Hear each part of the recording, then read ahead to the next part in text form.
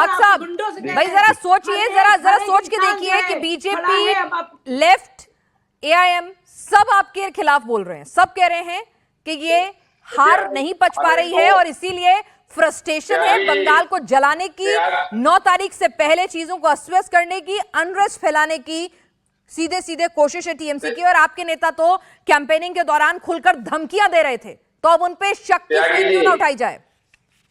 त्यागी जी हमें 2 मिनट का समय दिएगा। आप 3 मिनट का लीजिए, लेकिन इलेक्शन कमीशन से इतर जो आपके नेताओं ने धमकियां दी थी उस पर बात कीजिएगा।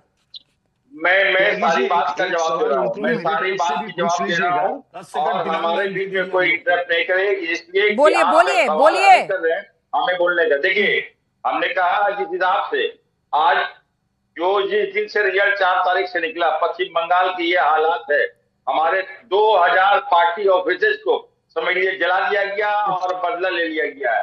आपको मालूम है कि पूरे झूठ बोलेंगे भाई, अच्छा नहीं लगता है। आप बोल रहे थे, मैं सुन रहा था। नहीं शाहजहां, देखिए हिंसा तो दोनों तरफ से हुई है, लेकिन हाँ जो चंद्रकांत का मर्डर है उसके आगे मतलब ही can justify all that. I agree, सबको बराबर का अधिकार होता है। आप अपनी बात रखें, मैं खामोश। ठीक है हक साहब बताइए ना। अच्छा ठीक है, तो दीदी ग्रेसफुली इस्तीफा क्यों नहीं दे रही है?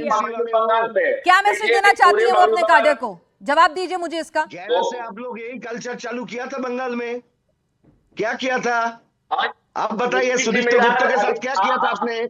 आप बताइए अनिश खान के साथ कैसे क्या हुआ था? अनिश खान टोटल चुनाव आयोग के हाथ में है, मारा था अनिश खान को। जो भी अगर घटना घट रही है इसका सारा श्रेय चुनाव आयोग को जाता है। 15 साल के लिए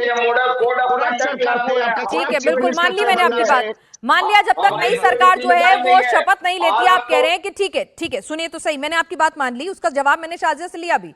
पर मैं आपसे एक और चीज पूछ रही हूँ ना, जो मैं आपसे पूछ रही हूँ, अगर आपकी नेता इस्तीफा नहीं देती, जनता के जनादेश को स्वीकार नहीं करती, तो अपने काडर में वो क्या मैसेज दे रही हैं? शाहजहां सीधे सीधे कह रही हैं वो काडर को भड़का रही हैं, उनकी सरकत की वजह से ये सब हो रहा है।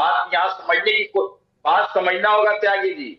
हमारे साथ में, मैं फिर कह रहा हूँ कि हमारी लड़ाई भारतीय जनता पार्टी से नहीं है, हमारी लड़ाई जो है चुनाव आयोग से है। इसलिए तो इस्तीफा क्यों नहीं दे रही दीदी? तो इस्तीफा क्यों नहीं दे रही? नहीं तो यहाँ रिकॉर्ड में लीजिए, उनका लड़ाई टीएमसी का लड़ाई भारतीय जनता पार्टी के साथ नहीं है। रिकॉर्ड में ले लीजिए। अभी इस मैटर में ये सब रिकॉर्ड है।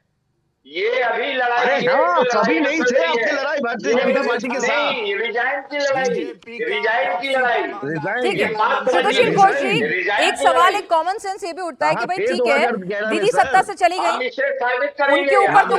उनके ऊपर तो कोई लॉ एंड ऑर्डर, अभी लोग बाग उनका प्रेशर माने ये तो बनता नहीं ना। कॉमन सेंस वाली बात में अधिकारी उनका प्रेशर माने ये तो नहीं समझ में आएगा कि भाई जो सत्ता से जा रहा है उसका प्रेशर क्यों माने।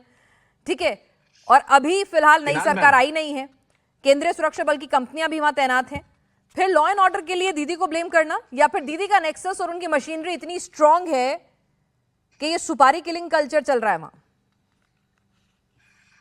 देखिए पहले तो मैं ये बात बोलूंगा, हक साहब जो बात कर रहे हैं ना, खुलेआम झूठ बात कर रहे हैं कि उनका ऑफिस जो है वो दखल हो गया है। यहाँ पर सब्यसाची है जिनके ऑफिस बारुईपुर में 2011 के टीएमसी आने के बाद दखल हो गया है, भाजपा आने के बाद वो सीपीएम का ऑफिस ओपन हो गया। अगर सीपीएम जिसके साथ ये फाइट था ही नहीं, उनका ऑफिस भी ओपन हो सकता है, तो टीएमसी का ऑफिस दखल हो रहा है, ये कैसे बात है? हाँ, कुछ तत्काल बीजेपी, यहाँ पर एक नया टर्म आ गया है तत्काल बीजेपी, मतलब रिजल्ट के दिन सुबह तक जो टीएमसी के हरमात थे, उसके जो गुंडे थे, वो बन के भाजपा को हुमकी दे रहा था। जब देखा रिजल्ट उल्टा आ रहा है तो वही अभी वो भगवा लगा लिया और वो बोल रहा है कि मैं बीजेपी हो गया, कुछ मेंबरशिप कुछ नहीं है। ये लोग 2-4 जगह में ऐसे हंगामा करने का कोशिश कर रहे हैं, लेकिन यहाँ का state leadership, central leadership clear बात बोल दिया है, जिसको जो पार्टी करना है आप खुल के कर सकते हो, उसका कोई दिक्कत नहीं है, आप बस गुंडागर्दी बंद कर दो। और कहीं कहीं भी अति उत्साह में अगर कोई ऐसे काम भी कर लिया है, भाजपा का कार्यकर्ता वहां पर गए और वहां पर जाने के बाद वो ताला खोल दिया, बोला आप आपका पार्टी कर लो, तो ये जो बात कर रहे हैं ना, ये एकदम बिल्कुल गलत है। और एक और और बात दूसरे मैं कहना बात चाह रही हूँ, जो पिनाश जी जो अभी शुद्धशील जी ने कहा है, छोटी सी बात है पिनाश जी, आप खुद सोचिए, अभी भी भाजपा जीती है चुनाव।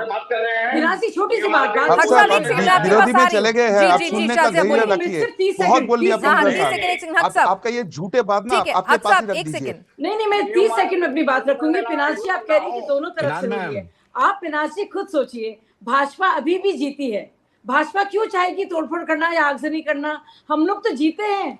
हमारा तो ये दावा रहा है कि हमारे इस पहले बार एक ऐसा चुनाव आया है जिसमें कोई भी इंसान प्री पोल या ड्यूरिंग पोल में हिंसा में मारा नहीं गया है। हम लोग क्यों करना चाहेंगे? तो ये कह देना कि भाजपा भी कर रही है तो वही है ना कि कभी गमछा बदल लो अपना, कभी लाल से कर लो अपना, हरा नीला कर लो, नीले के बाद अपना भगवा पहन लो। ठीक और है, शुरू कर दो। मोहम्मद इस्तेमाल हक साहब, जरा ये बता दीजिए कि जाहिर सी बात है शुवेंदु अधिकारी के पीए का अगर इस तरह से कोल्ड ब्लडेड मर्डर हो जाता है, बिल्कुल उनके ऊपर 10 राउंड फायरिंग की जाती है, जिस तरह से उनको आके घेरा जाता है, घर से महज 200 मीटर की दूरी पर कोई उनको पूरा ट्रैक कर रहा था पूरी प्री प्लानिंग के साथ, यानी कोई डर कोई खौफ नहीं था। लेकिन जो भी दोषी हो इसको कड़ी से कड़ी सजा होनी चाहिए।